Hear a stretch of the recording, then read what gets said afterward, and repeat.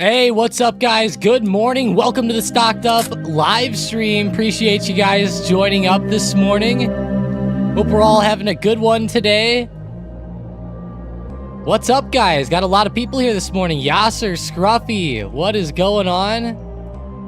Bring up the chart here really quick. Nvidia coming back alive today. Can you believe it? I'm just kidding. Every day this thing comes back alive. But it was dipping down this morning in pre-market, started coming back a bit, sitting around 127 at the moment. But overall, the recovery back up this morning has been pretty hot by Nvidia. Glad to see that. Good morning, Yasser, Scruffy, Jane, Chad, Christian, Jason, Troll Haters, Lefty, Xbox, Outlaw, Charlie. Let's go. Let's go. Let's go. He doesn't need to cater to me. I'll just mute until he comes to hang out with us. That's funny. This music is so awful, we'll mute until later. Yeah. You know, I did a poll for the music, and the music got voted up very, very high on the polls. QQQ starting to pull back quite a bit, looking at 478, not too bad. We trap in stonks. I like it, Jeffrey. How do you see end phase today? Let me look at some of the Mag 7 stocks really quick. Let me switch over to Tessie, which is starting to break out in a huge way above 188. Really like to see this one in the short term, moving above the highs of yesterday and the highs, honestly, of the past couple weeks. We had this previous high back around 191.60. It'd be cool to see Tesla start to break out there, but overall, great movement by Tesla this morning. Love the way it's looking here initially at open. That is some great price action. Microsoft's actually selling down a little bit initially here. Check on Goog. All right, let's check Enphase. ENPH. Kind of flat today. Not my favorite price action. The daily looks rough. But I will say this, it's almost at $100, which could be pretty big. Let's check it out on the book map. I'm actually quite curious now. Enphase at 100. That'd be a pretty big spot.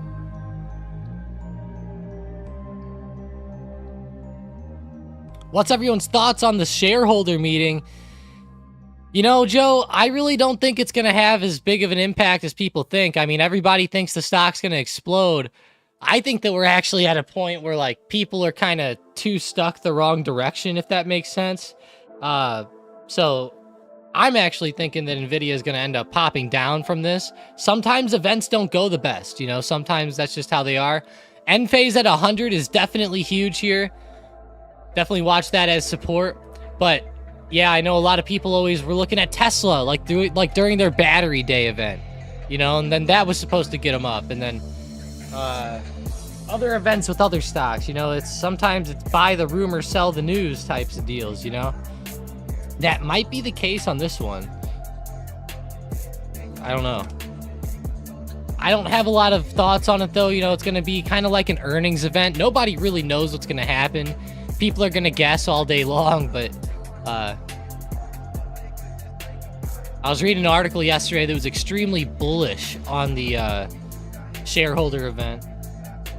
They were saying that they were going to maybe, like, obviously talk about more AI capabilities and stuff. So that could be pretty interesting if they do that, you know? Buy the Rivian dip, Jason said. Oh, I don't think I'd buy it right now, but maybe keeping it on the radar for the next hour or so, you know, watching it closely for another good bounce off the dip might be pretty good. $15 is coming up. That'd be a cool spot to bounce at. What time is the event? Let me get the time for you here. Every time I look it up, it just says June 26th, June 26th, 9 a.m. Pacific Daylight Time. I hate Pacific Time, man. Pretty sure that's 10 a.m. Central, 11 a.m. Eastern. Or, I mean, sorry, I'm being dumb now. 11 a.m. Central, 12 noon Eastern. Wow. I know it's at least a 2-hour difference from where I am.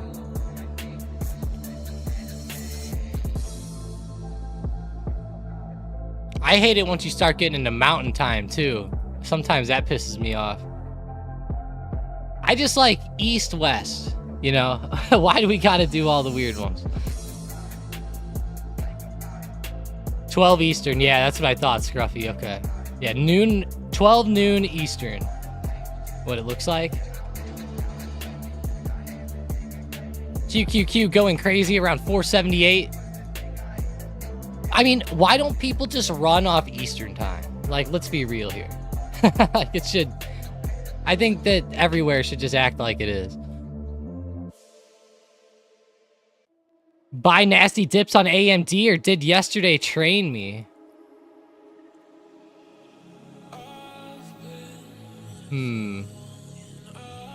Yeah, I don't think I'd be buying this dip up too much yet. Because here's the big thing for me. We're pretty close to resistance already, too. Like, if you're going to buy up that dip back to resistance, I mean, it could be a decent move. I think at this point, just wait for resistance to break and then just play the breakout maybe up to like 162, 162.50. Something like that would be a similar move. Pretty similar.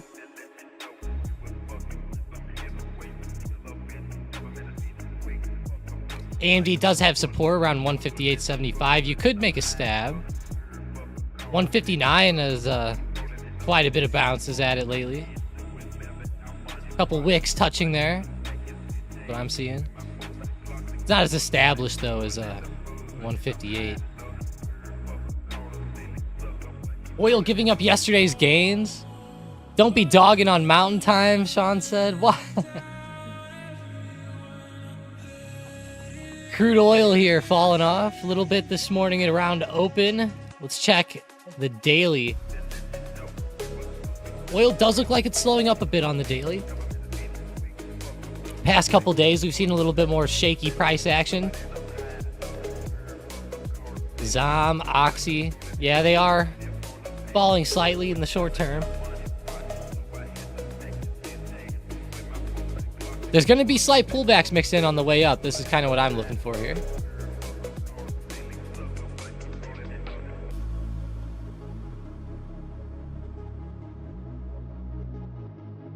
You trying to start a Mountain versus Central war? Oh yeah, Sean. I think Central would take the cake because we got Texas.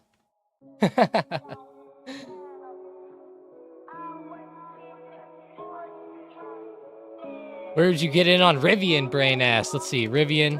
RSB said Eastern time's all that matters. We wake up before everyone else. I'm with you, and you know, the market runs off Eastern too. That's why I much rather go off Eastern.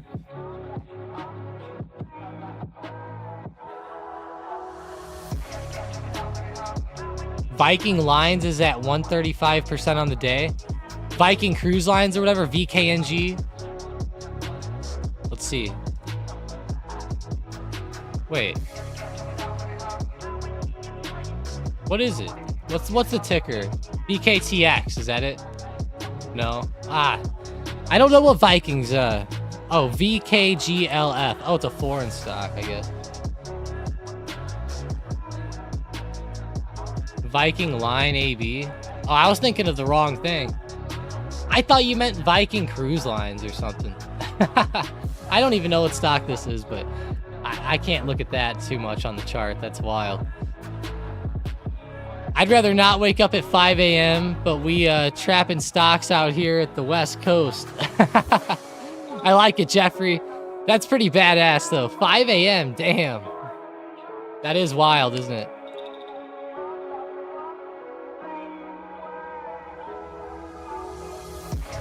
What time is that shareholder meeting? Oh, yeah. We talked about it earlier. 12 Eastern time, it looks like, Jane. 12 Eastern. Richard said Tesla's going off. TSLA. It really is. 190, 140. We talked about it right when the market opened, and it's blasting off. Almost to resistance here in the short term. Maybe you can get through there. Oh, yeah. Already through there. Look at that. Already broke resistance. Not by a lot yet, but gotta count it.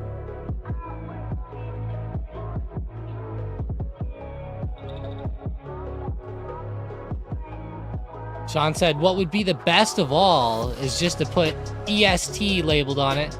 Live Golf sucks at that. They don't label and are in different time zones all the time. That's really annoying, Sean. Yeah. It should say on there, like, it should say, you know, 12 noon local time. And then say, like, you know, 9 a.m. Eastern or something if it's somewhere else.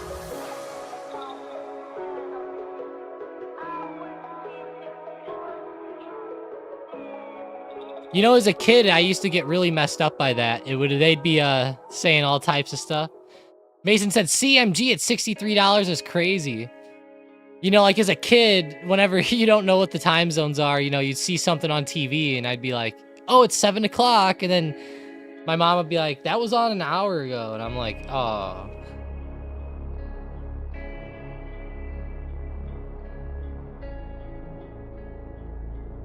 CMG Chipotle Mexican Grill, $62.80.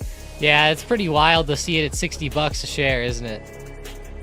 It is wild. If you look at the daily, I bet it's messed up. Nope. Wow, TradingView had this one perfect today.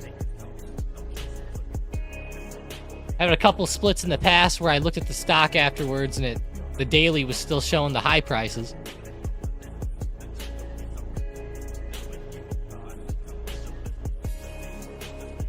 Joseph, what are we thinking for Chipotle moves today? I don't think that there's too much to worry about with it. Honestly, it's falling off on this split. I'm not getting a lot of recovery. You could maybe try to buy up the dip. I mean, it's hard to say though with this weird event going on, you know, especially with it causing red right off the bat. I would be pretty careful with it. I don't like the price action personally. It's not my favorite. Especially, you know, since people were probably looking for it to go up more. But yeah, I personally am not a fan of it right now. Especially on the daily too. I mean, massive sell-off into the split, and then now the split happened, we're breaking the low from that sell-off. Yeah, it's actually looking kind of bad. I would actually, if anything, look at it down in the short term. I guess if you're gonna scalp it, and I mean like really quickly, you can maybe try to catch it back up here on something, but I don't know, I'd be very careful playing that type of thing today. I would much rather just go play Nvidia's dip or something, you know, if we're gonna talk about that. Much rather. Give me 1 sec, guys. I'm gonna go grab a water. Let me bring up the 4 chart setup really quick.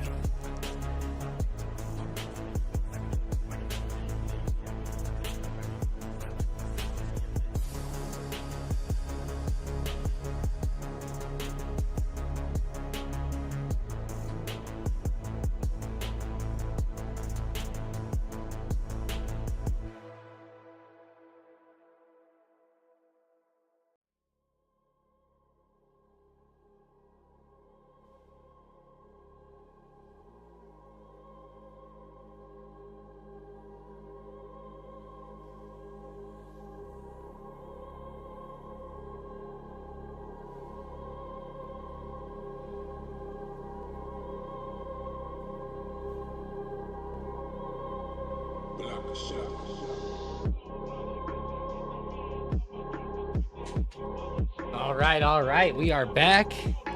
That's how it is by me, depending on how you drive into Indiana, it changes. That is so annoying, Mason. That is very annoying. I've heard of stuff like that. I knew somebody who lived on the Indiana border. They were in Illinois and they lived like right on the border, and they would have issues all the time, and especially when they first got there, where like things would be closed on one side and then open on the other, and it was so annoying.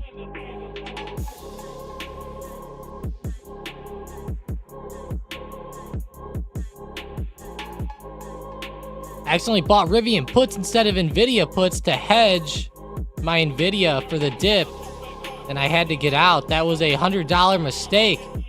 Thought I bought Rivian calls. Oh, then you bought Rivian calls and made it back. Hey, that's good. Got the comeback coming in, Jane. That's pretty fire, though. Man, I'm glad that mistake didn't cost you. Bought Rivian puts instead of Nvidia puts. Man. Yeah, be careful on those orders. I've been hearing a lot of that lately. What are we thinking for Chipotle moves today, Joe said. Chipotle, CMG. I know that you already asked that. I just want to go back to it. Yeah, it's starting to come up a little bit. The dip's starting to get a little bit more established now. Like I said, you know, short term, Maybe like a little dip buy. I mean, you know, it's not a play that I personally love, but I don't think it's going to come all the way back to the high or anything. It could, but it could. There's a chance, but like I said, I'd rather dip buy Nvidia or something.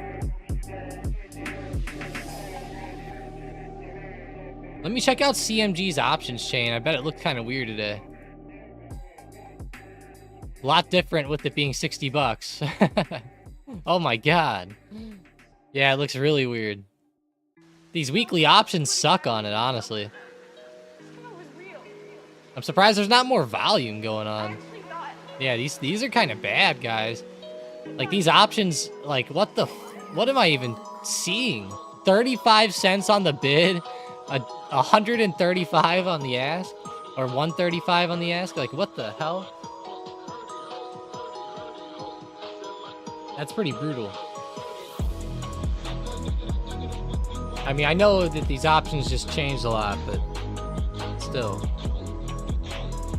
I thought maybe there'd be more volume or something. Man, Rivian's still up 33% from that news yesterday. That's so big from Volkswagen. The German car company. You know, Volkswagen can catch some flack sometimes for their history. I don't know if you guys knew that.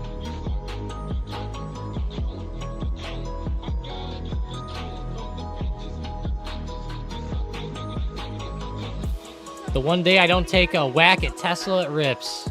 That's how it is. That's how it is.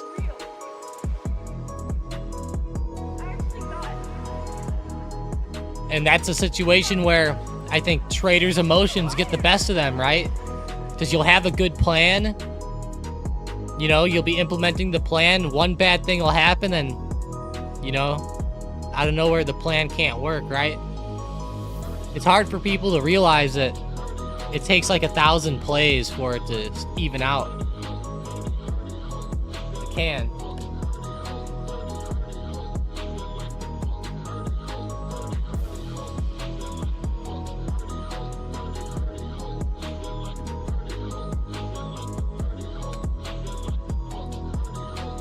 Historically, their cars are great, Brain said.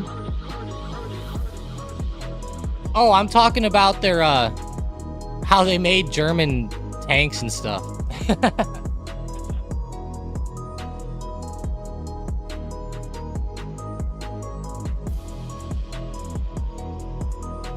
I'm not saying the cars are bad by any means. I just said they can catch some flack for their history in that way.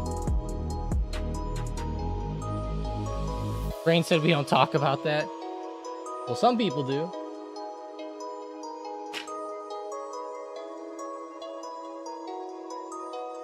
I like Volkswagens personally. I think they're pretty nice. Volkswagen owns Audi now, don't they? And Lamborghini and all that. Right?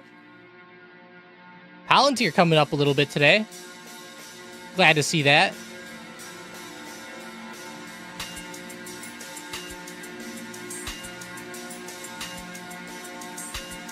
Let's go to the SM bot, guys. Let's see what SM bot's cooking up for us. ARM calls. ARM looking pretty good. Up to 165, actually. ARM is on fire today.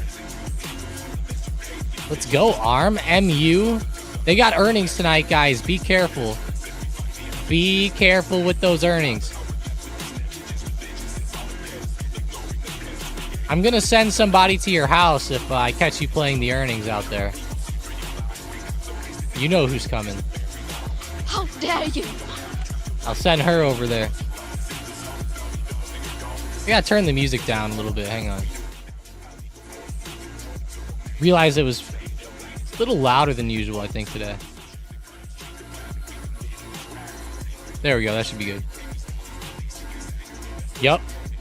She'll come to your house, Brain. She'll park her her little army behind your car so you can't back out.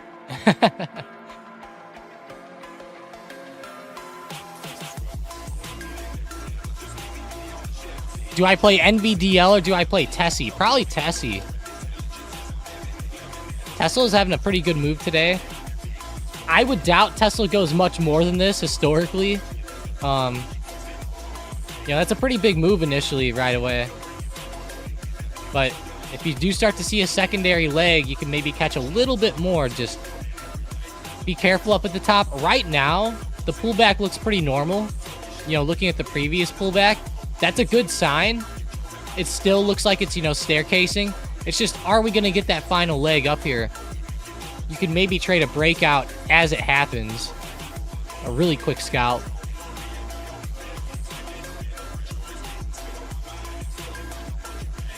Don't front run YOLO Micron. Hell no. If you guys do that, I'm gonna tell Mike your names and he's gonna put you on the naughty list.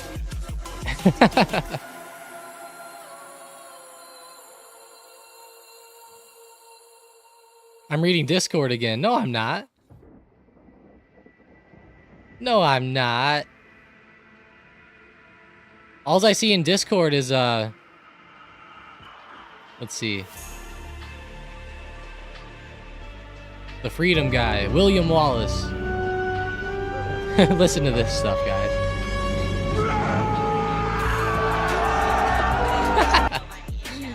Oh, that stuff's wild. Go NVIDIA. Yeah, ARM and NVIDIA heating up together. I guess ARM looks hotter, but NVIDIA's definitely coming back pretty good. I like this little break right here, Jane, above the high of this morning. Not the pre-market high, but this little one here on 127 is nice at least. Little action right there.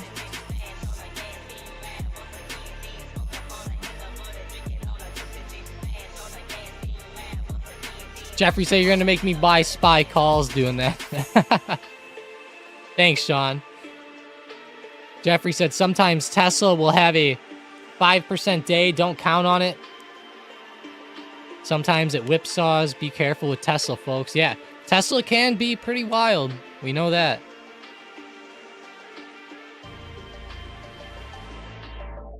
Yeah, we're seeing it kind of go the opposite direction.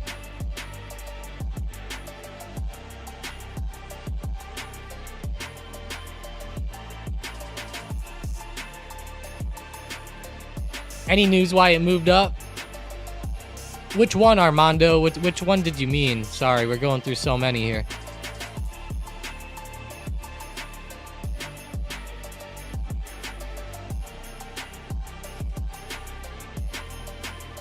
Boeing coming back alive.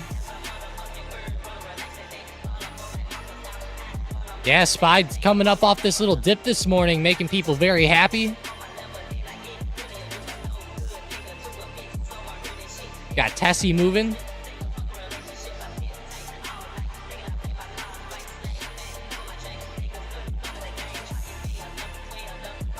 That was a good move on SPY, but it's nothing too major, honestly, when you look at SPY's intraday moves normally. It is a decent run, though. I'll give it that. If you caught it. ARM had a great move. Started pulling back a little bit, too. ARM's average percent rise is 3.6%. These stocks are wild.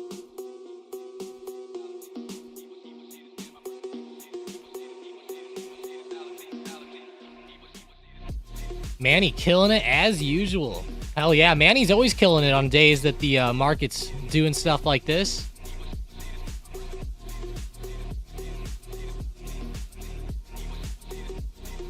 How's Chewy today, though? Trying to come back. I had to check on it. Palantir. All right, SM Bot, what do you got for us? Hood calls. Whoa. Hood actually looks pretty hot today. Wow, this is pretty good looking. I love the way it's consolidating at the high. It starts to break. Could be pretty fun. Looks like a pretty good bullish flag. Almost. Some type of flag. I hate trying to name the flags. You know, people are like, that's not a flag, that's a wedge. That's a this. Either way, I just play the breakout. Looking pretty good, though. Starting to break 23.28. Yeah, it was very close to the edge there. SM bot coming in clutch on that one.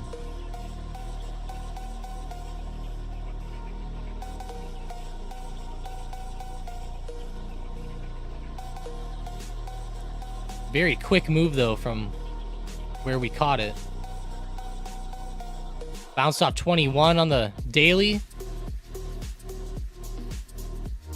Man, Hood coming up pretty well.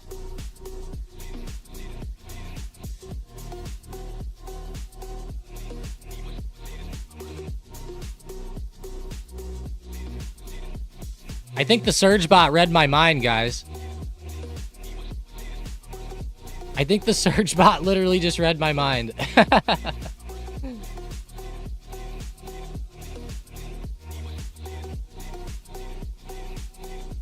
Is there another platform to trade options on with smaller accounts in the US? I keep getting effed by RH with the fill price. Yeah, you know, Robinhood's pretty rough with the fill prices, man. There's a lot to trade with smaller accounts in the US. I don't know how small you're talking, but I mean, there's always Charles Schwab and Thinkorswim. I think TradeStation might have like a $500 minimum, you know? I don't know the minimums anymore. They always change them. Lately, they've been making it really low, so I would bet that most of them have pretty low minimums now. Interactive Brokers, I don't know the minimum there either. That one might have a bit of a higher minimum, but I would say TradeStation, Thinkorswim. Can't really go wrong with those two. I've heard Tasty Trades is pretty good as well. I've never used them, but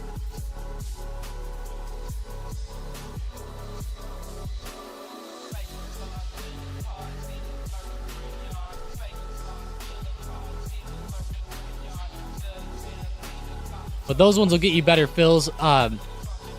I know that TradeStation is actually known for fill prices being pretty good.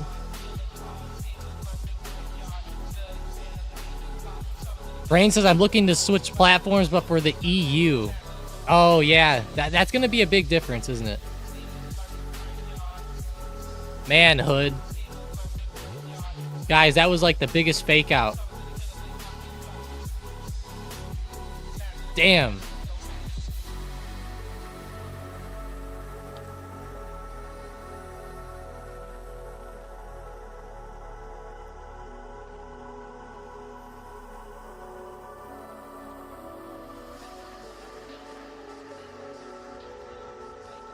Moving down towards support.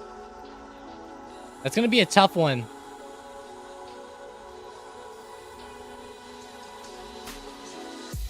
Good thing it only broke out for half a second.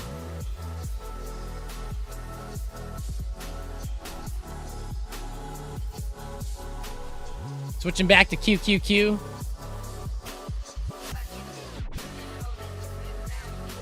I broke even on the day now. Lost all my gains getting into Hood. Yeah, sometimes there's fake outs like that. That happens on breakout trades, unfortunately. I feel you there, though. Good thing you're playing with the house money, right?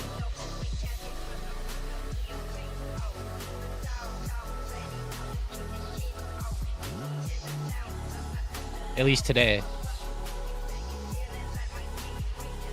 A lot of trading left today. SPY just turned back over too. Starting to fall off. Whoever was holding those SPY calls and like discussion chat and stuff, starting to probably take some hits.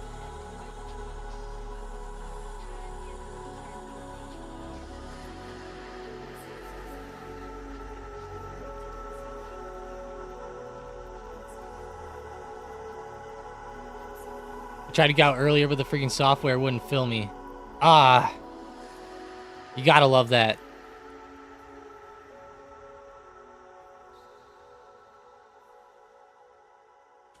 Yeah, I hate that, Jane. You know, having to replace the order 6 times to get it to work.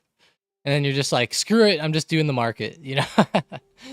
I feel that sometimes, you know, that's a part of scalping, right?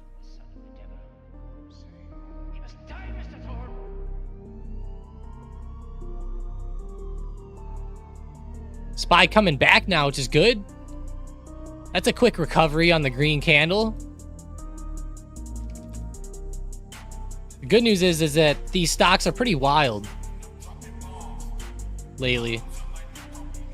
Nvidia ran down to support, coming up off the dip a little bit.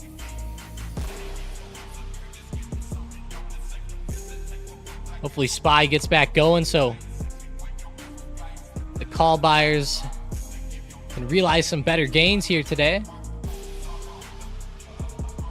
You don't want to see the market move in such a way that, you know, it runs up, breaks out barely, pulls back. You know, we want to see a better direction today. We don't want to see something like yesterday where it chopped around for the first 2 hours, you know. It's kind of setting up that way right now. And it's actually in the same exact zone as well. Some better direction here.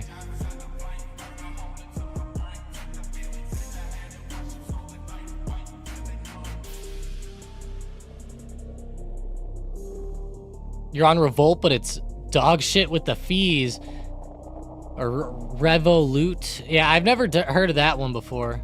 I think you might have mentioned it in here one time, but that was it.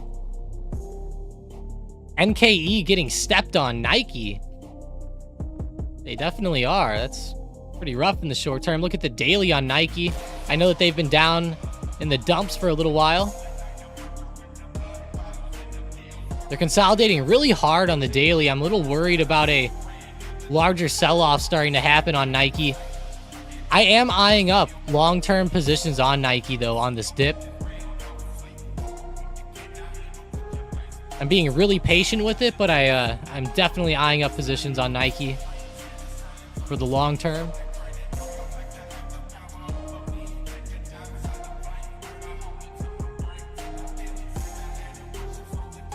That's my favorite thing to do, really, is to eye up these better, or at least better stocks, in my opinion, on these dips and trying to get in at pretty low prices on companies I really like for the long term and just letting them go. This is one that I think will be really good for the next few weeks.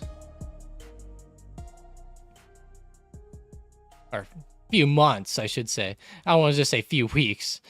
But looks like over the next few weeks, it will be testing support probably. At least in the middle of the range.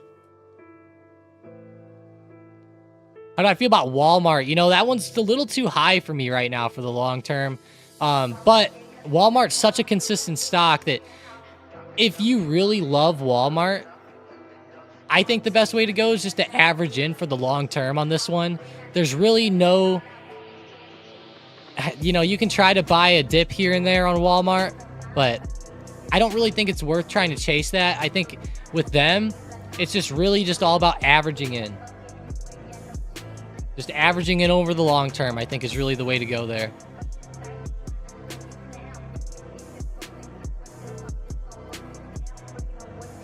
Yeah, SM Bot's calling out Nvidia, Nike, others.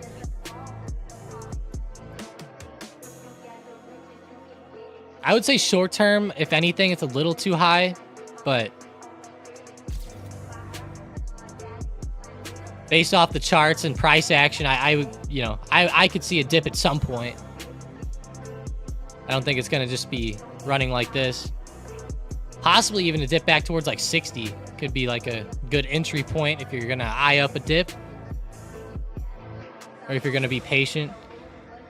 If not, though, just long-term averaging in should be good.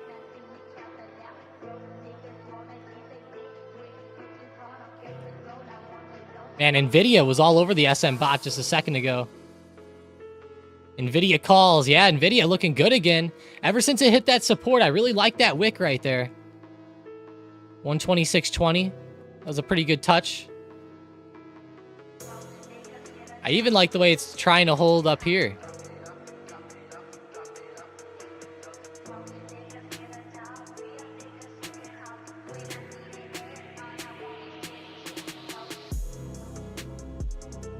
The dip buys on Nvidia are just nuts lately, aren't they?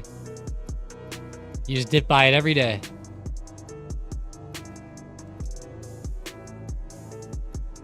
Any hope ARM moves higher? ARM did go up quite a bit whenever it was at the high of day. I think that there's a chance ARM could go up. I like the way it's holding 163. That's a good support to keep holding.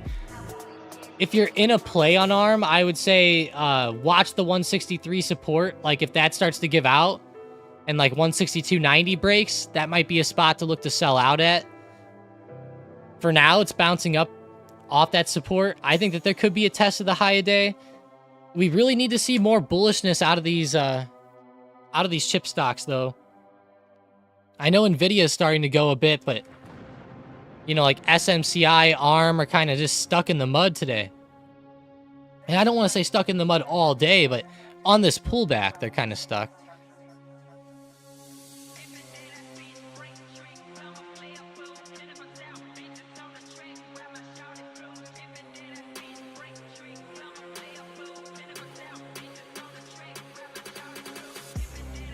Lost 300 off the back because RH didn't use my limit order. Damn, Joe.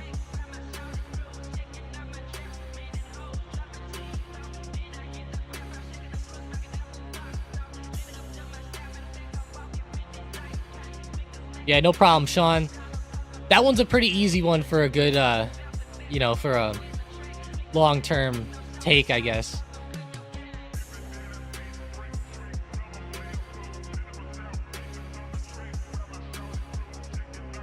Ha, he stopped police. I didn't know that. That's funny.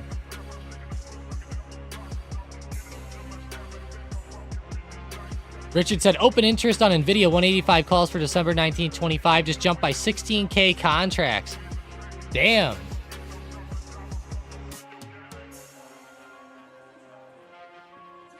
Wow, that's quite a bit there, Richard.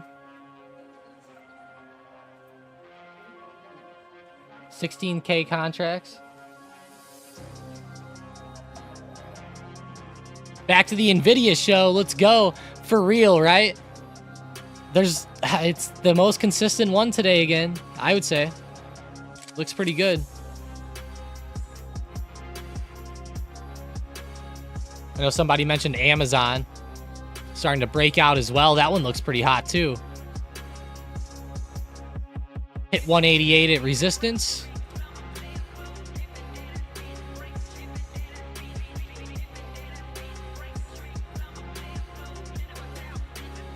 Oh, that's why you thought that. That's funny.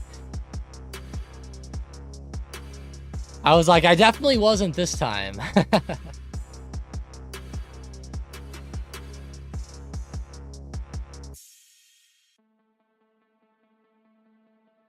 Yeah, it's okay, Joe. It's like that for everybody, and it's hard for me to remember everyone's Discord handles connected to the name. It gets tough, but I get used to it over time. Banks look tough, Carlos said. You know, that's one sector I didn't even look at today yet. Was banks. Bank of America had a good breakdown in pre-market. I like the way it tested that resistance and fell more.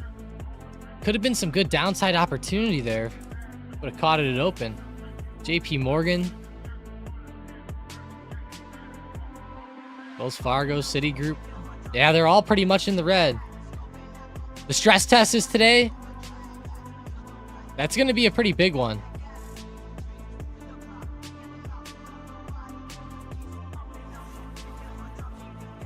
I wonder what time that's at.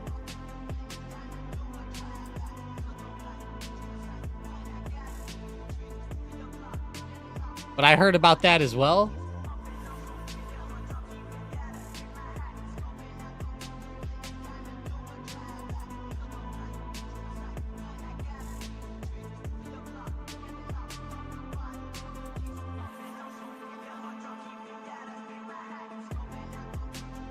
I'm trying to find a time on that.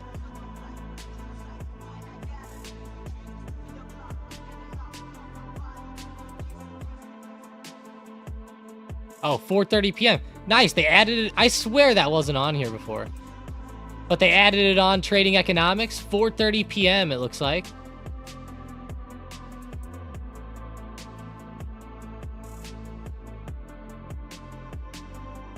Eastern time, of course. 4:30 p.m. Eastern.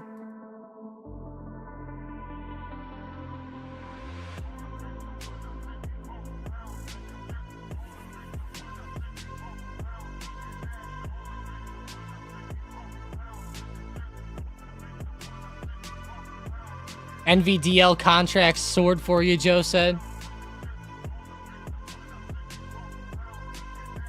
Yeah, NVDL, the NVIDIA ETF.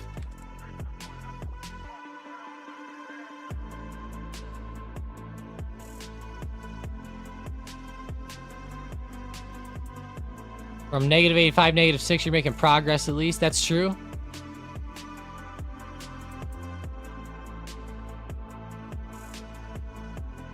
Yeah, you're pretty close. You know, there's a lot of trading left this week, too.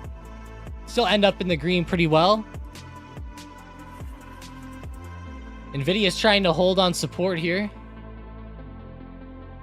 It's continuing to staircase up.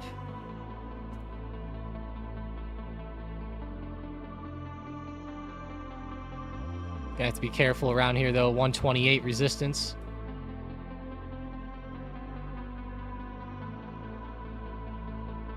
The NVIDIA show goes on, though. I like how Christian said that. It's funny. It's true. Let's go see AMD today, which has been pretty rough overall. I like to look at AMD every day. You know, I know that it doesn't follow NVIDIA directly. Sometimes they have completely opposite days. So it's interesting sometimes to check it.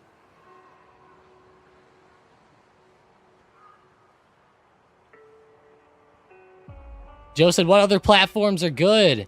Hey, TradeStation, Thinkorswim, Interactive Brokers. Those three, I don't think you can really go wrong with either of those, personally. I think TradeStation would probably be most people's favorite, but it's a little complicated to use. I know lately Savage or I Am Serve has been using that. He likes it quite a bit.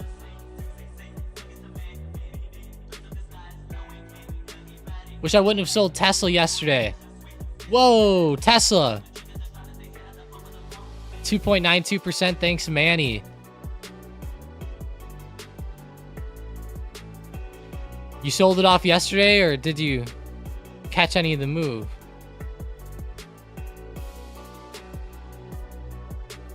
It's up quite a bit, though.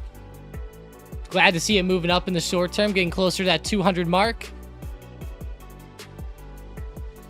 Like I said before, I'll say it again. I like it up in the short term, but definitely going to be watching that trend line as it approaches. That's where I'll be keeping a keen eye on a reversal. Maybe this will be where it finally breaks back out, but we'll see.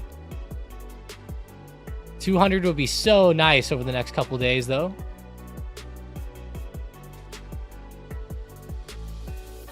Still watching for that pull back over the longer term.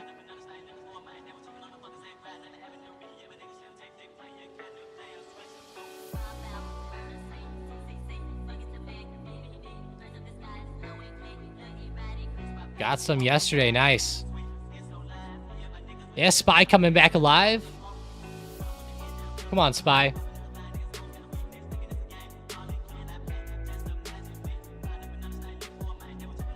This reminds me of yesterday's price action with Spy. Besides the dip, but like on the recovery, it reminds me of that. Nice and choppy, right? Literally at the same levels too, which is funny.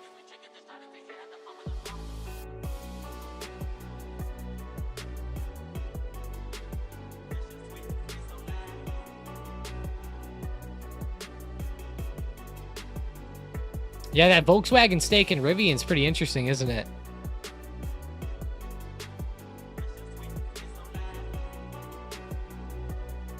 YouTube dominates streaming. Yeah, it does.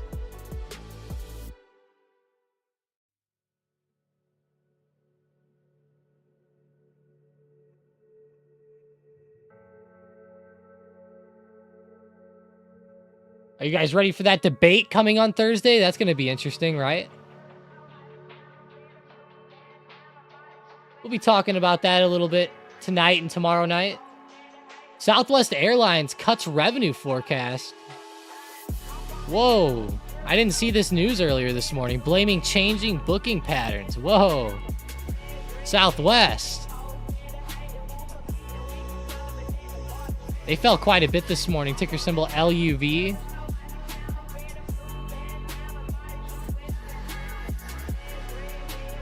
Last time LUV dipped, I sniped this one off support. Ended up selling it around 30 to 32. I can't remember the exact price, somewhere around here. Really glad I did.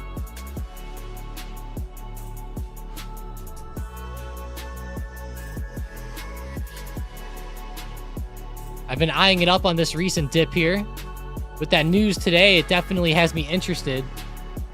I'll be watching these supports closely again over the next couple months. But that support last time was so huge, it was one of the easiest buys ever to snipe that. Like, look at it on the daily chart. That was the low from COVID. And it literally bounced right on it. These stocks, generally, when they get to a level like that, man, we've seen some great bounces before. Time and time again. Played true again on this one. Of course, every once in a while the supports give out, but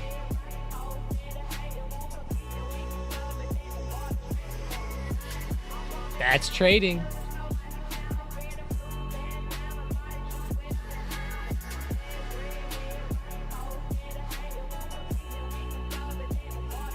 You tried to talk me out of that? I don't remember that, Jane, but as me. You were like, airlines are scary. You were like, it's a good deal, you ugly stray cat. What? Oh, I'm not gonna go that far, Jane. That's funny. Yeah, somebody got some Meow Mix of Love, though. On the way up there, that was a good one. Disney was pretty nice on the pop, too. Selling out of that one as it popped. It was pretty fun. Rebuying in on the averages now. Around 100. Re-averaging in, so to say.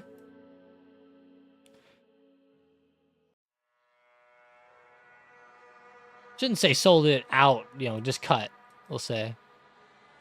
Cut as it rises, right? Jane said, do you mainly swing trade, Tom? Yeah, for the most part, yeah. For the most part. I do like to catch some good intraday moves, though, every now and again. You know, I'd say, like, maybe like 3 to 5 a week. You know, something like that. But once you get a little bit more into just, you know, just like selling the options and stuff, it just becomes a, you know, you're just constantly just selling the options, letting them go for a week, reselling them, letting them go, reselling them, letting them go.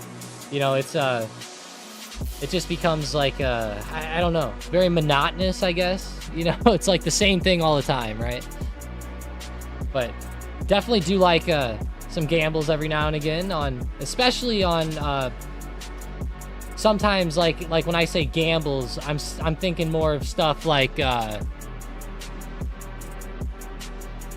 some of the after earnings moves, you know, stuff like that. Like, let's say Micron tonight, like, tanks a ton or something, right? Like, the next day, maybe looking at like a bigger drop down there or something like that. I like to try to catch that good momentum like that sometimes. Those can be interesting. Maybe catch those every once in a while. We talk about those on the nightly videos quite a bit as well. And those are a lot of the plays that we're actually looking for. And then also with swings, you know, obviously shares. I really like shares on most things. And I really like to just buy the dips and like let them go. And I don't know if you call them swing trades, but I guess you could swing trades long-term. I guess like long-term trades, you know, so stuff like that. More of, but obviously, I've said this a lot and I'll say it again. I like to always tell people, put like 75% of your account into like long-term stuff and then trade with like 25% of your account. You know, number one, you don't need to risk your whole account on the trades anyway. So put your capital to good use, right? And then number 2, keeping it to 25% will also limit your risk a lot. So like, let's say you're looking at some bot plays like SurgeBot today, you know, like with Hood, right? And it goes against you. You know, if you're risking less overall, you're not going to see a huge hit to the account. And you generally don't want to see huge hits. You know, the small gains add up more over time and end up being a lot better than people realize, you know, but we know how that goes. Jane said, I want more capital to sell decent options, but all the ones are not stocks I want to keep. If I could sell options on things like Apple or Nvidia, I would love that. But I am stuck with dogs like Chewy and stuff. Yeah. Yeah, and you know, like Chewy and different stuff like that. Like that's even good stocks for like shares, you know, like you can obviously sell the puts to get the shares, and then once you get shares, you can just sell like the covered calls on them and stuff. There's ways that you could work some spreads in, maybe, Jane, as well on stuff like this, but mainly like stuff like Chewy, like for me, I just am a big share buyer on stuff like this, you know, just buying up the dip with shares and letting that, you know, ride up there. I feel what you mean though, like the quality of stocks can be a lot lower on these priced options. I totally feel you there, Jane. And then of course you'll make more money if you have more money, so you can sell more options, and you know, then it becomes more lucrative as you grow more. But I'm always a big person in saying, like, for a lot of newer traders, it would be best probably just to, like, park a lot of cash and then just keep adding into that account every month, like, as you make income. Obviously, Jane, I know you're in a different scenario than a lot of people are, but if you're, like, let's say working normally and you're, you know, like, let's say you're adding in 500 a month, right? Or 1,000 a month, like over the course of like a year to 2 years, you'll have more than enough to start really implementing the strategies a lot better, especially if you encounter any compounding growth. You know, if you get any growth over the course of those couple of years, then it'll be even better. But I feel yeah, I feel what you're doing there. Jeffrey said, blasphemy, never give up on Chewy and PayPal. PayPal's pretty rough, isn't it? We look at PayPal in the daily and the short term. Pretty rough, right? This is one that I'm eyeing up on the buys here as it's low. It's not one that I've really pulled the trigger on too much yet. I have traded some options on this one over the course of the past couple years, though. I have traded some options up off of supports and stuff on PayPal, but not anything that's overly noteworthy, I guess we'll say. Definitely need some better movement out of PayPal stock. Another one is Zoom, right? Zoom is another one that's very brutal in the short term, moving down a lot, and they're actually a pretty decent company. But overall, that drop is just terrible. They're actually sitting right on a trend line again. Pretty interesting, but again, it's not every company is gonna move up and pull a Palantir, right? Like, you're gonna have some stocks that do a lot better than others. So like, let's say like you're building a portfolio, like sure, maybe you added in PayPal and maybe PayPal sucks, right? And it's down, you know, however much. Like, let's say you got it in at a bad price at 67 and now it's down 12%.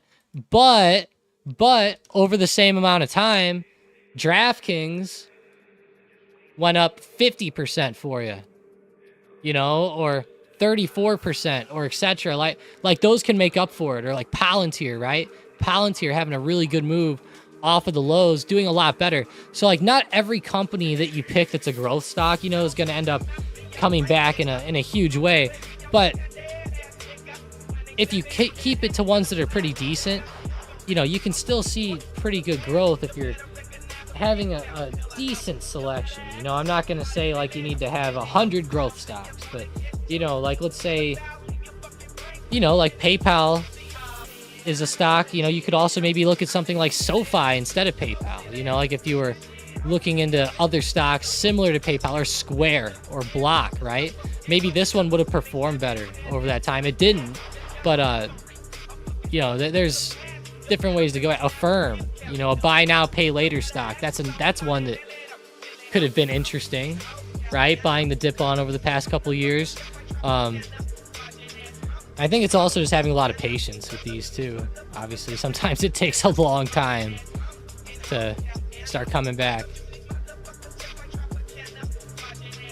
Don't worry, Palantir took its own share of flack for a while. DraftKings people thought was going to go bankrupt. It was funny. It was funny. Speaking of DraftKings, they're actually falling off so hard off resistance now. That's pretty terrible. But not too overly unexpected. I was definitely eyeing up resistance very hard. Yeah, I feel this one, Jeanette.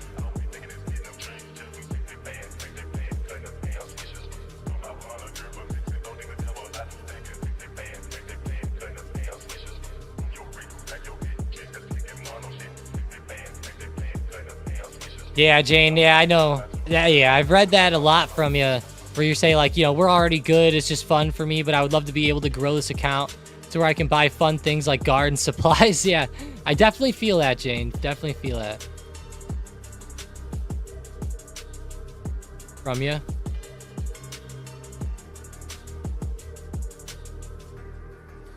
I could buy garden stuff with the family funds, but I don't like my husband watching what I buy. That's funny. What do you get mad at? Like you spent too much on it? Datadog's really exploding though. 2.89%. DDOG having one hell of a morning here. That's a pretty good run. Let's go, DDOG. I'll have to keep this one on the radar today. This isn't a stock I normally watch too often, but I go have to throw it on the watch list. Is it already on there? I'm pretty sure it is. No, it's not. Must have got deleted a little while ago. It was. Promise. Datadog.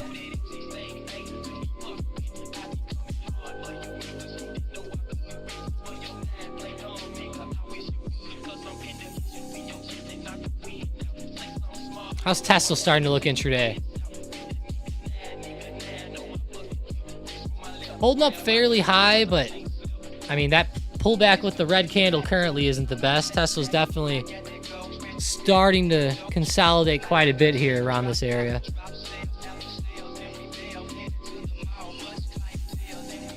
Go back to Hood, yeah.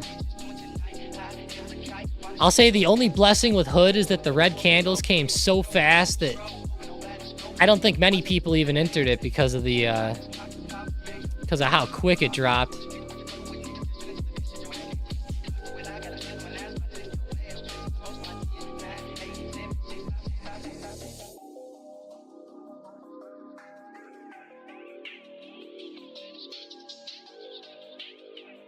I know a few people did, of course, but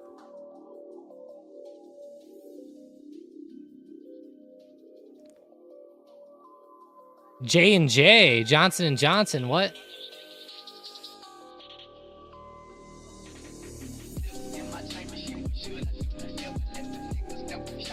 Yo, Johnson & Johnson had an interesting setup today.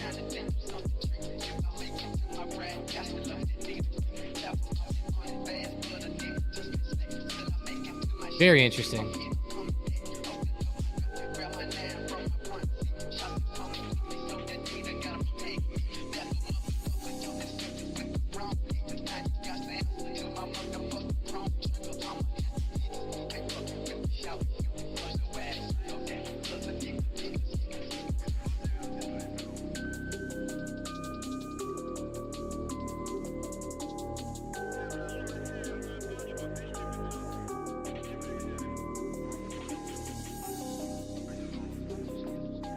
Fired this NVIDIA dip big, Christian said. Really? Let's see. NVIDIA dipped pretty hard right off support. Fired the dip pretty big. Let's see. First big resistance, well, there's a couple, but I'd say the most major one coming up right around 126 to 126.20. Going to be pretty big here, coming up shortly. What's up, Demure? Late to the power. SPY just dipped really hard. Or party, yeah. Yeah, late to the party. Nvidia coming up good, though, off support now. Christian dip bought it. Gonna be eyeing up a couple resistances as it moves. SPY dipped pretty hard as well. Rejected off resistance. Yep, reminding me of yesterday. Reminding me of yesterday. Look at yesterday's price action in the first couple hours. Pretty big chop. Same thing so far. There was a decent move up there, but overall, it's kind of choppy. Could definitely see better movement, that's for sure.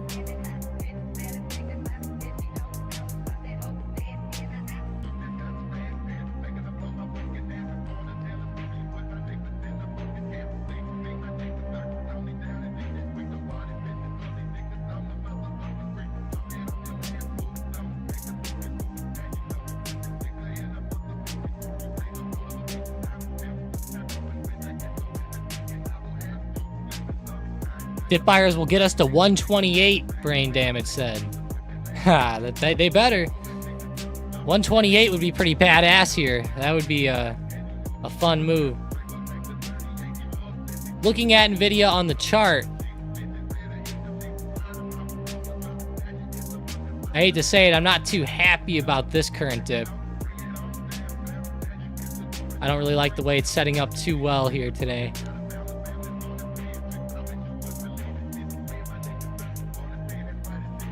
I guess the one good thing is the SPY's chopping, so that's one good thing, is that at least SPY's not adding more downwards pressure at the moment.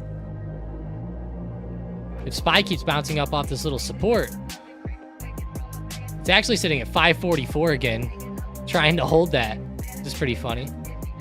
544s came into play so much the past couple days. I know that I've mentioned that area too many times, honestly. Too many.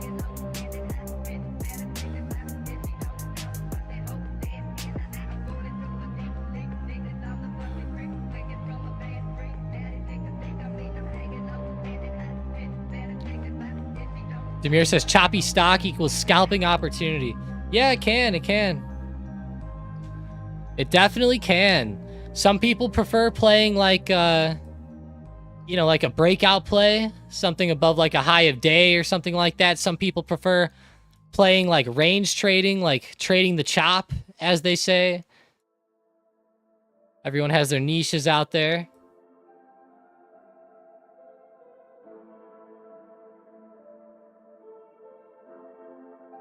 I like range trading quite a bit when day trading, actually.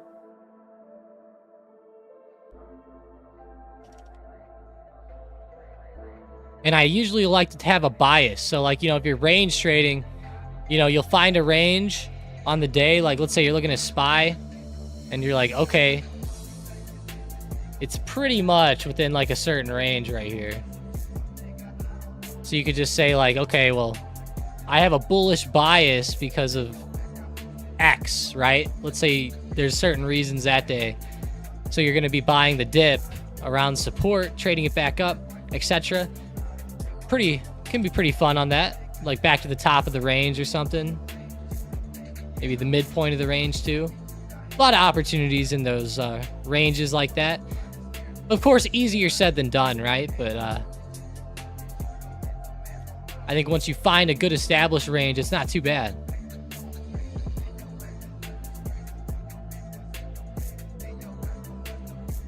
Demir said range is the same thing as swinging. No. Nope. Range trading would just be like simply saying like, hey, I want to find a spot. To give you a good example, over the past few days, there hasn't been too many opportunities because there's actually been good movement. You know, stocks haven't been staying within a range, but the volatility's been picking up, I guess. Here's a range. And, you know, you'll see this happen intraday quite often on certain things. Right here would be like an intraday range. And I'll do some zigzags on it. Something like this. And what you'll essentially be doing is you'll be picking a side, right? Are you going to trade it down off the top or up off the bottom? You can maybe do both once you get pretty experienced. But like, let's say you have an upside bias off support or something. Then, you know, you would see the initial dips. You'd see a couple hits, and then you'd say, okay, next time it comes here, what am I doing? I'm entering, right? You enter it, you scalp it up to the top of the range. You know, maybe you see another hit at the top, you scalp it back down. You know, there's multiple ways to do that, right? But you could trade this range in those ways. It wouldn't be swings, it would be quicker scalps. Now, you can do scalps, or I mean swings, with range trading as well. But of course, you know, you wouldn't be looking at intraday charts or nothing like that for those types of swings. You'd be maybe going out to like a daily chart, finding like a range on the daily, you know, which is kind of hard on these stocks lately, honestly, to find a daily range, you know. But some stocks have better daily ranges than others. Some stocks lately that have really good daily ranges are stuff like PayPal. You know, it just is stuck within a huge range, right? You know, and there's been so many hits at the bottom of this range, like maybe as PayPal starts to get there again, you could try to scalp it up off the bottom of the range there on a daily. And I really like that too. I actually like that almost better than doing the intraday scalps on the ranges, but just depends. Obviously, the price action matters quite a bit, just the setup heading into it and everything, but I do like those moves quite a bit. Square's another one that has had a pretty big range the past couple years. I know it was stuck here for a long time, where I'm circling. This was a fun range to trade, especially if you're buying off support, right? Which, you know, if it's a stock bouncing off support, I think I would try to target support more than try to short it off the top, personally.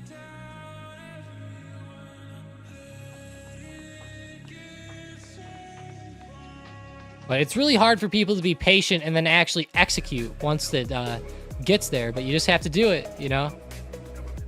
Gotta have the plan, gotta pull the trigger.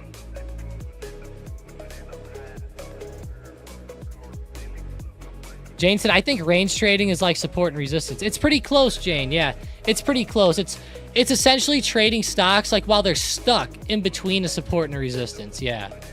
Yep. That's exactly what it really is, Jane. That's exactly what it is. Although sometimes people try to play support and resistances in other ways, where they'll try to play like a breakout above a resistance or something. Whereas like range trading, as it gets to the resistance, you would short it. You know, that would be more of like what you'd be looking for. And then you'd be looking for it just to get to recent support. But you need to have a good established range, you know. You can't call it range trading unless there's been like true established hits on that range. Whereas if you're playing support and resistance, there doesn't have to be too much established. Like you could just have one single hit and just call it, oh, that's resistance, you know.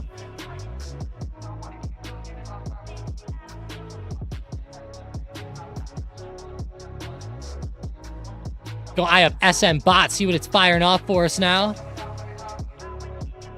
AMD puts all over the bot. Makes sense. AMD started falling off under support a little bit. There was a pretty good one around like 158.75. All the way down to 158 even now. Down 1.36% on the day. SMCI looks weak. Should we put? Honestly, I think the puts don't look bad here. I think it also looks weak. I like how it's rejecting at resistance as well. Doesn't look bad. I think the opportunity for puts is definitely there, especially when you zoom out. I would say you got to be willing to, you know, give or take a little bit, though. It's around the low of day. So I would say, like, you know, you got to be able to be willing to have a decent stop loss, like maybe around like the 850 resistance or something, but I definitely like the way it's turning back over here. Nvidia turned back over a little bit too. Not good for the dip buyers, but I feel like Nvidia's price action looks pretty bearish today.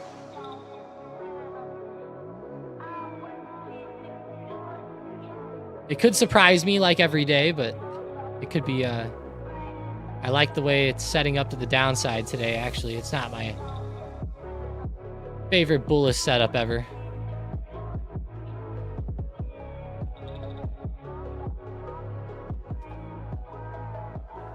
Some days it looks better than others. You know, yesterday was great. It was looking awesome. We were getting some great price action, good breakouts coming through. It was great yesterday. Today, not so much. We're not seeing that. At least yet. It took a little while yesterday. It took till like literally 20 minutes from now. So, you know, be patient, but see, yesterday it was holding right around that resistance and holding strong right there, which was giving me a lot more hope, where today it's actually starting to fall under a lot of levels and hold under, which is kind of rough, right? If it doesn't come up on this leg, it's going to get pretty brutal.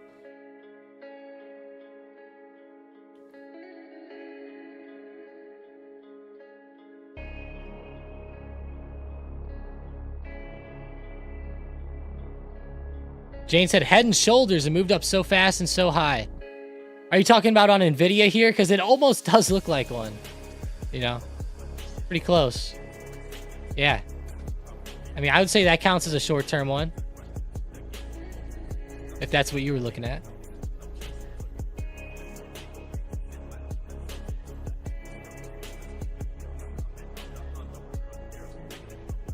The after hours made it kind of weird, but still looks pretty good. Why does AMD dump so hard when it does? That's a good question. That's a good question. I would just say because it's overall fairly volatile stock. You know, it moves up and down quite a bit. Today's dump's not even that hard in reality, if we are being honest. It's only down 1.25%. It could definitely be worse. But I feel you, you know, AMD has those pretty good intraday swings. Pretty good. Nvidia's been dumping pretty hard lately too. And I think that's just because these stocks have been moving so crazily that, you know, whenever stocks move crazily up, they're gonna move crazily on the pullbacks too.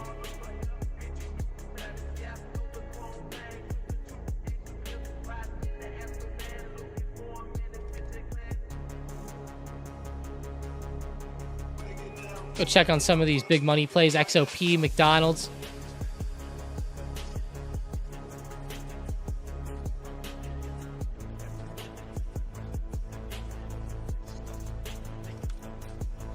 Man, Amazon really keeps going. Holy crap. 190 now on the day. 2.33%. Man, Amazon really blowing my mind. It might get towards that high of this week. Or last week, I mean, sorry. No, it is this week. Monday, sorry. Yeah, Monday's high. Around 191. My cursor must have been on Friday after hours there. I all late to join today. Had an apple. Or had an appointment. Hope everybody has a great start. It's been okay, Stuart. It's been okay.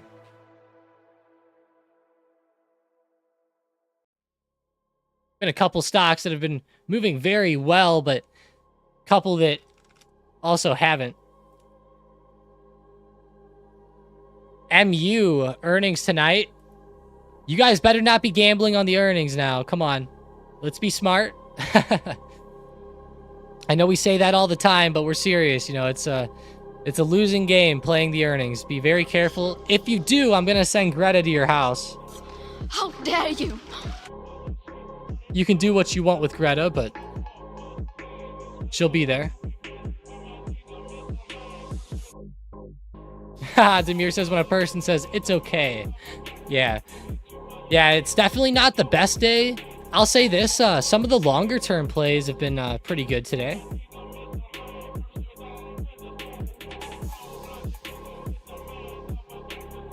But overall, not the best. You know, DraftKings pulling back, Disney pulling back.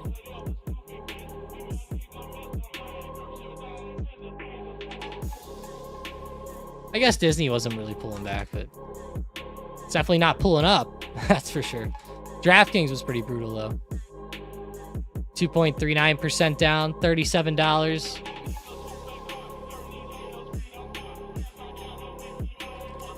Whoever was playing like the breakouts on Tesla at Open are happy as hell. I know there was a lot of people in Discord hitting on the Tesla breakout. We were eyeing it up here, but obviously it was a pretty quick one.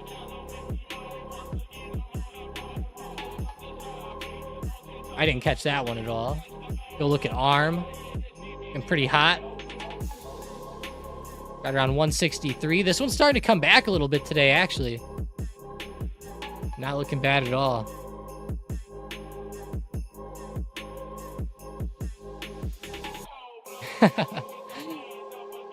Have a few leaf piles in the backyard that need picked up. Send her over. That's pretty good. Tell her if she doesn't come pick them up, you're gonna burn them, Black Sheep. That'll get her to really show up. Jane said MU's gonna be a great one for after earnings plays.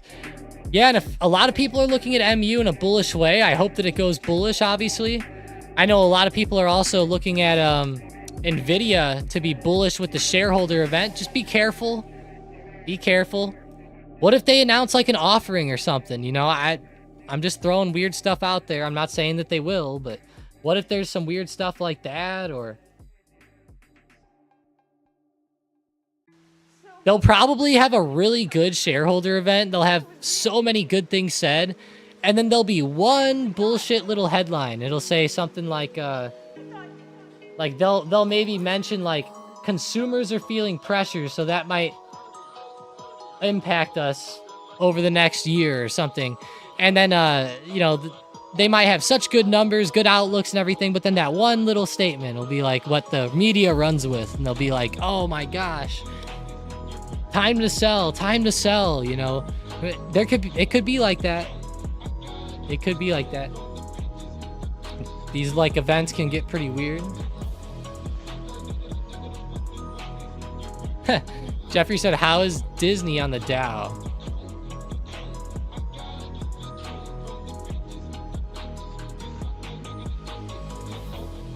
That's a good question.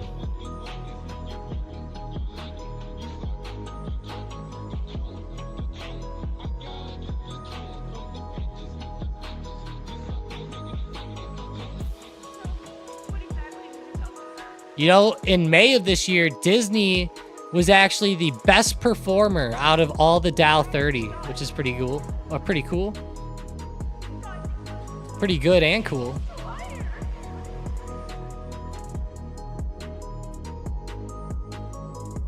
Obviously, it's been pulling back, though, a little bit. I'm with you there, though. I'm kind of surprised. I guess just because it's been around forever. You know, it is kind of like a legacy stock, right? Been around for so long, very popular.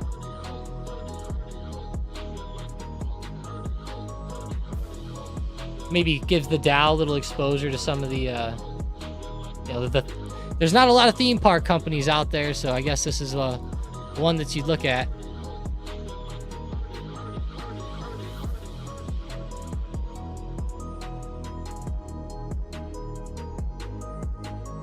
Is the Dow broken? I feel you. It is kind of broken. That's why everybody cares about the SPY so much now and the NASDAQ. You know, the Dow's full of just normal companies, you know. I mean, you know, there's good tech stocks mixed in too, but like, let me get you guys up a list of the Dow 30. I just want to have a good list here for us.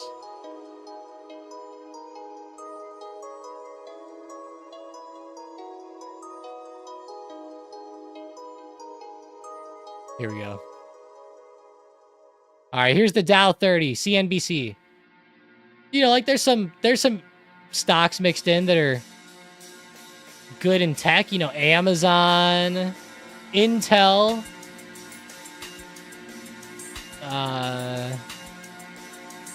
Not many, I guess. Verizon, maybe.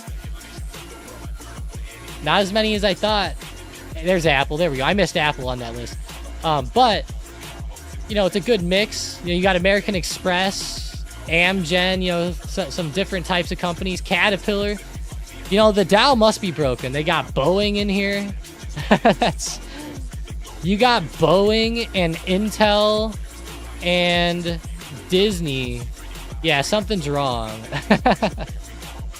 Oh, that's funny. But the rest are just, you know, pretty awesome companies, pretty consistent, I guess you'd say, you know. What do you call them? Value stocks, I guess. Like McDonald's and stuff like that.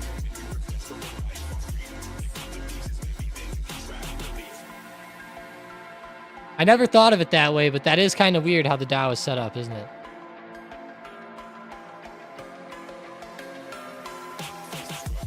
Oh yeah, Jeffrey, I'm with you. I'm a Disney shareholder, so I'm definitely with you there. I'm a big fan on their turnaround. I don't think that they're bad for the longer term either.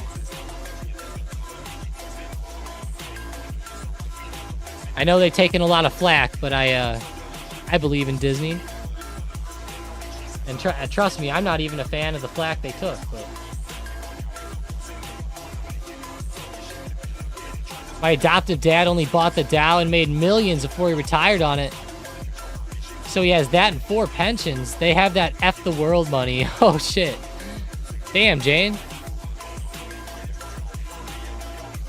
Yeah, the Dow used to be the king back in, you know, it's hard to exactly pinpoint, like, hey, like, when did the SPY start overtaking it, right?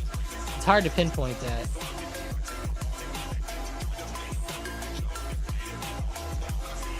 That makes sense, though, over the years, Jane.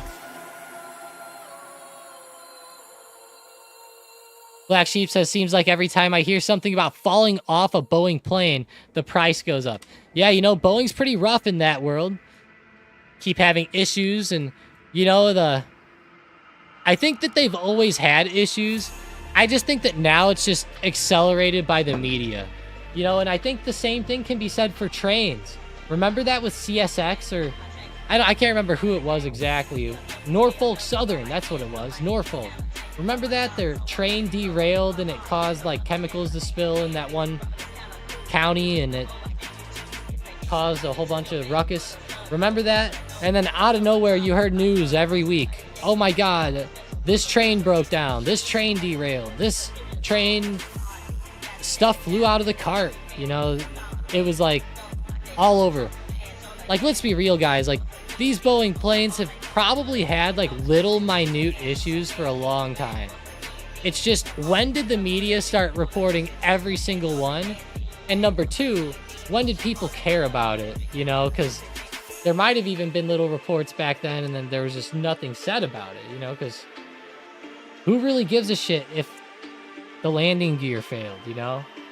I hate to say it, but that's just something that happens sometimes on planes. You know, I don't know the stats, but you're never going to have a perfect landing gear situation.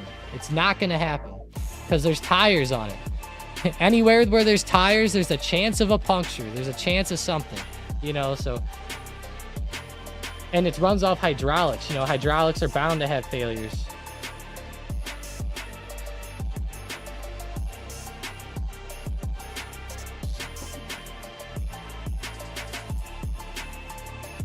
And even if it ran off electric motors, then those will be bound to have failures, you know. Things like that are going to happen. I think planes are actually really good in the sense that when they're flying, they're fairly easy to control. Even if certain systems go down, there's still others that will, for example, still allow you to turn and stuff like that to at least land, and, you know, you can, like, glide and stuff. I don't know. I feel like that the media has really hit Boeing in a weird way. And I know that there's issues that they've had, obviously, but I wish that there were like stats out there on like plain issues. Like, are they really increasing that much right now?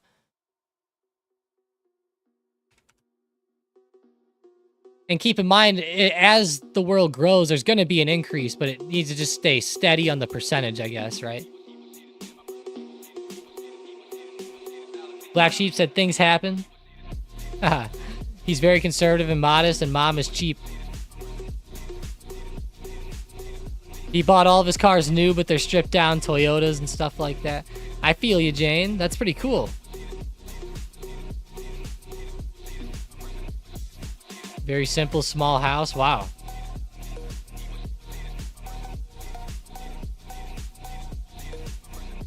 I like keeping it simple like that too, Jane. I think that's pretty cool.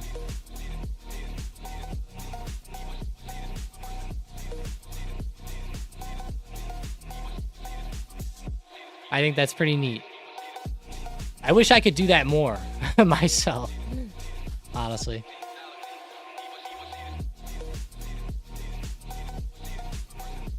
Man, Spy. Trying to chop right back towards the high now. Whoever was dip buying it on this little support, probably pretty happy at the moment. How's Nvidia? We coming back? Nope. Still continuing to chop around the low.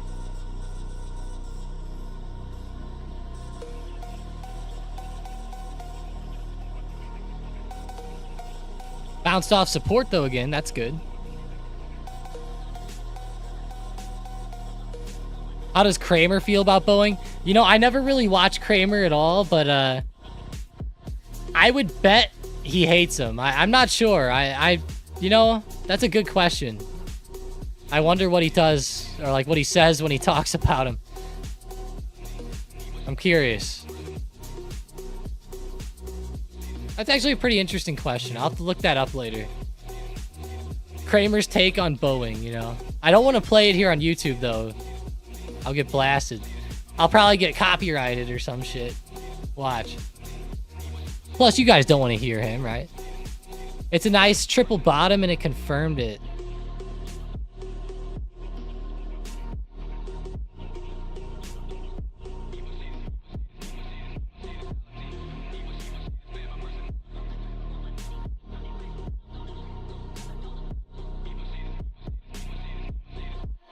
Gotta get a drink real quick.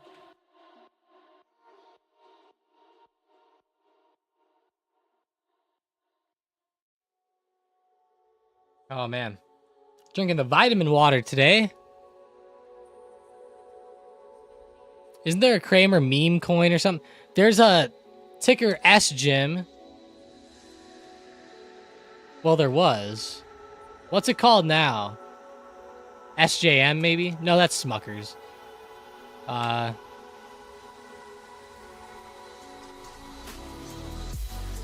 me look it up.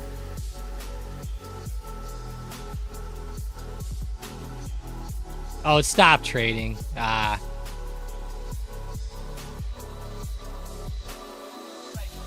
SGym will stop trading February 13th. Oh, wow. I always wondered where it went.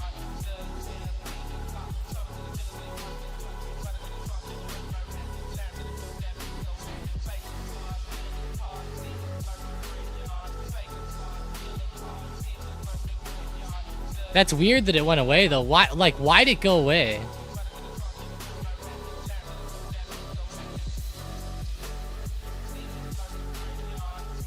I'm reading it right now. Let's see why.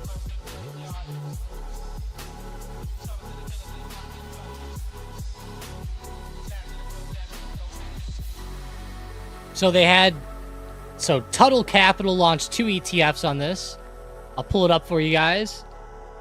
They launched 2 ETFs. One was on the long side. One was on the short side. The long Kramer ETF was shut down September 23, and the inverse one now follows the same path.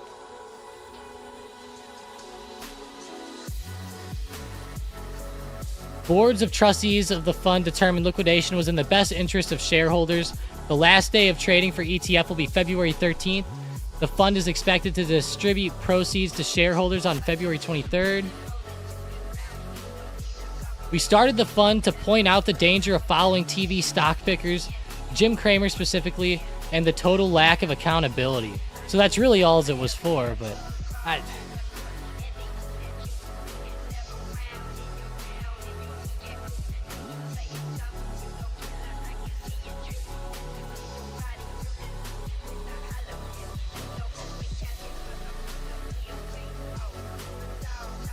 yeah, weird. With how some of these stocks have been coming back, maybe it would actually be doing a little better now, but... Watch it be they got rid of it because it was like, what would happen if it started doing good? That would be funny as hell. They're like, yeah, we don't want to have that happen. They're like, yeah, we should follow Cramer knowing what not to do. I'm with you, Rick. Nothing good. It's probably tweeted a rocket ship or something. Rip Cramer. That's funny. Poor Cramer, yeah, pretty rough on some of the stuff he's done. Meta was the best one. Hunter and Mike always talk about this one. Hunter was talking about Meta a lot, down around like $100 or $120 a share. Ran all the way up to $513 right now. It's pretty nuts how much it started running back up. But yeah, he's talking about that one a lot. Very interesting to see Meta do that. And Cramer was crying on television, apparently. Saying sorry to people while it was low and that he messed up. And then literally he called the bottom. It was like very close. It was weird. Now, he didn't call it. Obviously, he didn't mean to call it. He was just being a dumbass. But his crying is what called it. You know, it was funny. Yeah, Jane, that's what I was just looking up. They took it away. It stopped trading in like February of this year.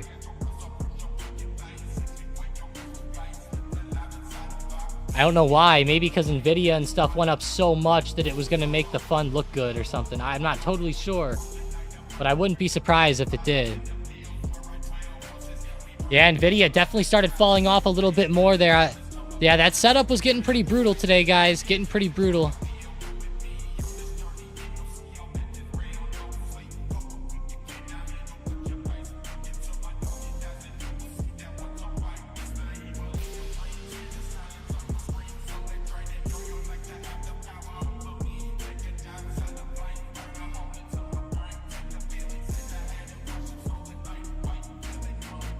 Falling off pretty hard, though, that's for sure.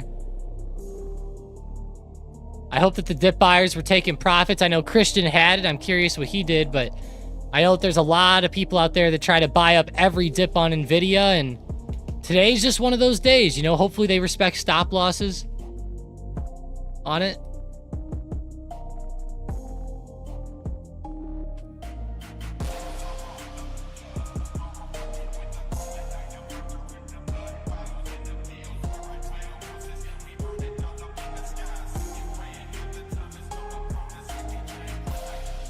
Jane said if it gives up more than half of yesterday, that may not be great, but the consolidation is a wide range. Let's see.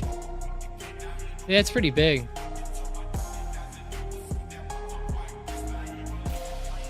So, like, overall, like, if you're looking at a setup on Nvidia here and it's falling, and, like, let's say you only really want to trade it up, you don't really want to trade the downside moves, you know, this support coming up around, like, 122 to 122.50 is pretty decent. There's also one right around 123. I mean, I'd say like right at like 123 even, but got pretty close to there today. Just now. I think it'd be brutal if it got under like 122. That'd be pretty rough. It's already brutal on a lot of options, though. Like, if you're trading options, I'm sure a lot of stops are hitting and stuff like that for a lot of people right now.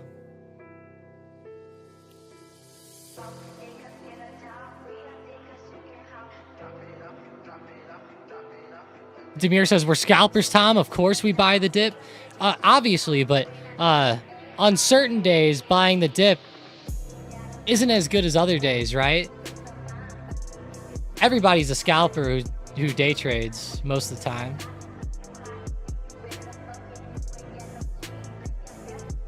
Making blanket statements like buying the dips or Can get pretty rough. That first dip this morning was awesome. I hope everybody banked off that one.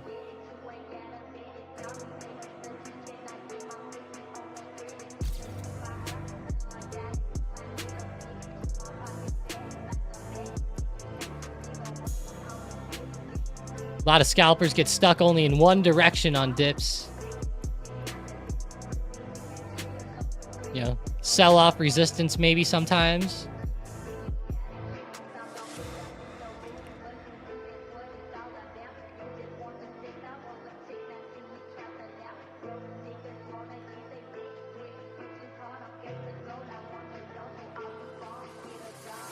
Palantir going nuts. Yeah, whatever you want to be, Demir, whatever you want to be. I don't know. I don't like to say I'm either one. I let the price action dictate whatever I do. Some people get too stuck, though, in one way. We know that. I think that's where a lot of the L's occur.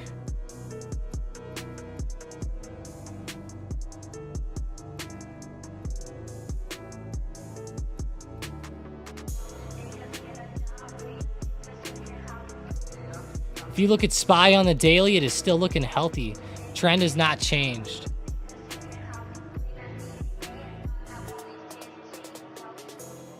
I mean, I'm not going to say it's overly healthy, but I see what you mean. It's definitely okay. Now, where the trend has changed is stuff like NVIDIA. Now, this is where the price action has truly changed, Jane. And this is where you can actually look at it in the short term and say, like, wow, like this is actually a big difference. If you look at NVIDIA and you look at the drop that it's had here, it has not had a drop this significant since it pulled back for like 2 whole months straight, right? So there is definitely some substance to this downtrend, and I think that there's more to it than people realize even, right? Like, this type of price action is not good. Like, that's a big shift. You know, a huge shift. Huge shift there in the price action. And if we're being real, like, let's say you're looking at just, like, that little range. You know, it's like you're trading both sides of that. I mean, it lines up pretty damn good, like it should. You know, I'm not saying it's the top yet, but I think people need to be a little bit more worried now than they usually are, right? The whole way up, though, it's been easy to say this, right? Because anytime stocks start to fall, people just go, you know, they're like, oh, well, they'll be back in a few days, you know, they'll be back in a week, you know, whatever it is, right? It's been easy to do that. You know, you can even see it on the chart, like the couple red days, sure, you know, you get some red days mixed in, it goes up, get some red days mixed in, it goes up. This is just a little bit more than your normal mix in on the way up, you know, I would say. And you can tell that by looking at the chart. You know, I mean, those few days were a lot different than any other pullback the whole recovery, the past 2 years. The sharpest one out of the whole move up. So that you have to look at that in an objective way and say, okay, why? Number one, why? Number two, what should I do in the short term, right? Short term, maybe adjust things a little bit, you know? Might not be the safest dip buys all the time, right? Like yesterday, we had a great example on NVIDIA back up, right? Had a good breakout, was setting up great intraday. Today, the setup just wasn't there. You know, and I think taking it day by day right now is going to be very important than just relying on the hope of a continuation, you know? But I still think, I'm with you. I still think that the overall trend is still up. And, like, let's be real here. NVIDIA could probably pull back. It could pull all the way back under 100. And, you know, technically, you could still have an uptrend going. It could actually pull all the way back to 44. And still technically be in an overall uptrend, you know? It could. We've seen it happen a lot on stocks like this. Some people argue Tesla is kind of in that mode right now, right?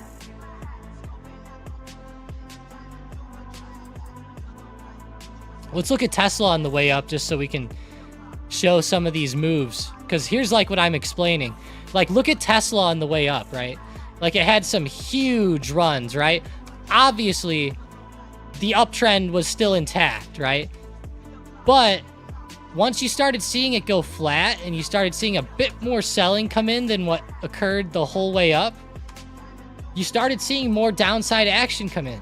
You know, you did. You started seeing bigger drops, more flatness, but it did end up recovering and going back up, right? So the overall uptrend was there, but how much did it drop before it kept going, right?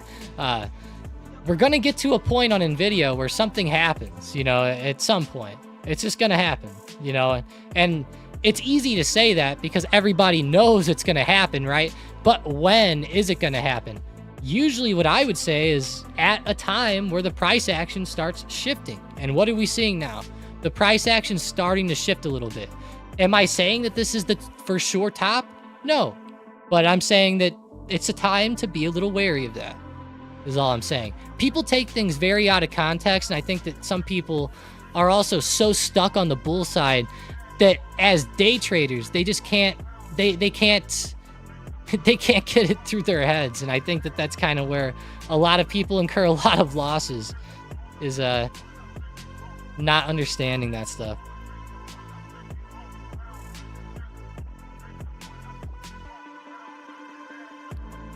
Jane said, I still would not short it. I don't like being on the short side in a bull market. But Jane, like, what do you do though if you're like what do you do though if it starts to pull a Tesla, right? What do you do? Like, what do you do then? Explain to me. Like what do you do then over these few months? Do you just try to trade it up every day and then lose, or like, or what? Like, because most people would probably wipe their accounts out if they really kept trying to trade it up during a downtrend like that. And I don't think that we're necessarily to this point on NVIDIA. You know, and I'm not saying it's going to be the same, because it's not going to be. But it's good to go back and look at these things. Like, here's another point with Tesla where you started to see the price action shift on the way up, right? It was great movement overall. But look at how the price action shifted here, and it caused a period of flatness, right? I'm not going to say NVIDIA is going to go flat like that either, you know, but it's just something to keep in mind. The price action is a little bit different. And on a day-by-day basis, you know, people will incur lots of losses if they don't start shifting a little bit. It'll happen. Unless you're going to be really good with timing your buys, you know. You could still be really good with timing buys and still get away with it. And some people do, you know, if you're really good at it that way.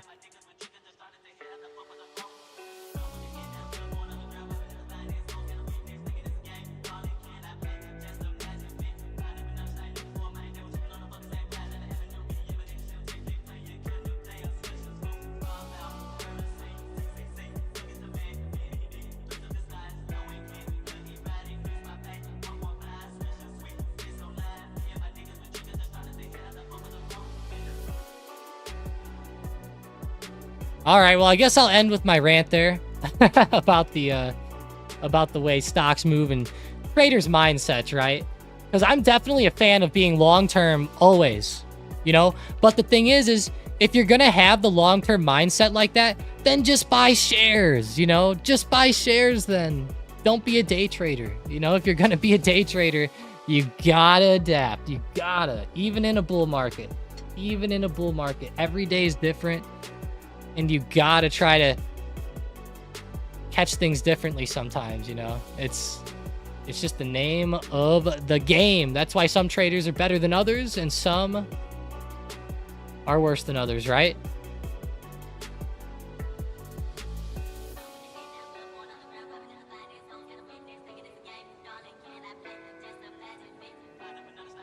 And you'll see people in Discord, even Manny, you know? Adapt, adapt, adapt. I don't know how many times he said it too. Obviously, he goes long most of the time, but even Manny adapts time and again. Obviously, not as much as other people, but there hasn't really been a need to lately.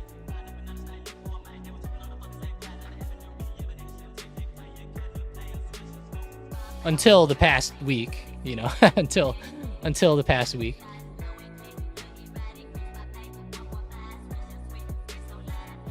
Unless you go back to May, but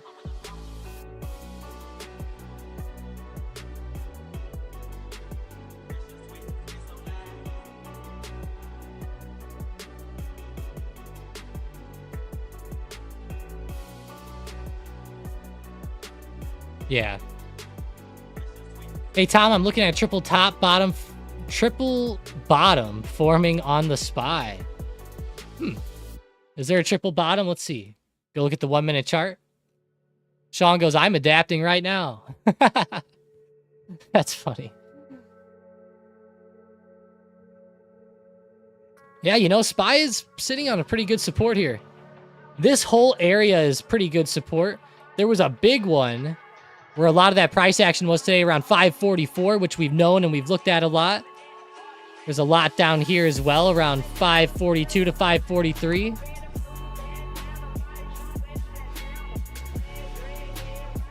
Yeah.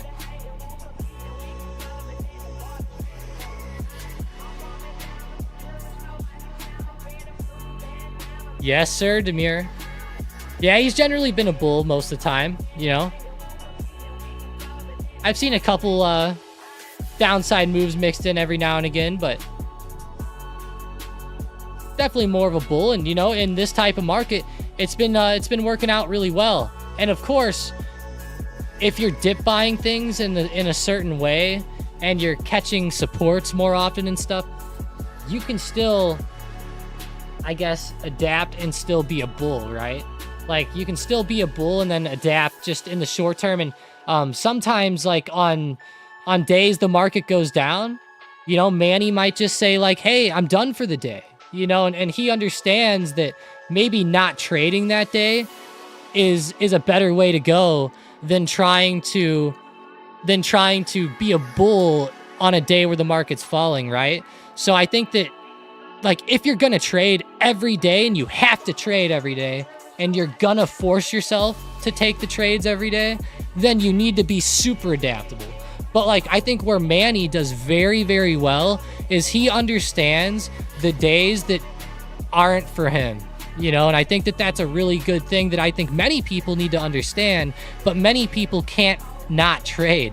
You know, Manny will be like, oh, I'm sitting back chilling today, you know, or he'll be like, I'm going to work, or I'm going to whatever, or, you know, I think he's really good at that. And I think that's something that a lot of people need to learn, honestly. But yeah, sounds good. I'm actually getting off too, Jane. We're going to end it there. I appreciate you guys all joining up. I really do. Have a great rest of your day, guys. Of course, I'll see you in the Discord. Don't forget, today's Wednesday. We got the live Q&A tonight. That's going to be a big event. Also, if you guys aren't in the trading floor yet, we are running another sale, code Big Money. Use that at checkout for $100 off of yearly. Check it out. It's a great deal. It comes out, I think we did the math. It's like $54 a month or something like that. Pretty badass, but yeah, check that out. Get you access to the SurgeBot plays, the trading floor. You can ask us any types of questions you want and stuff. The Q&A will be tonight, so if you want in that, that'll get you in there too.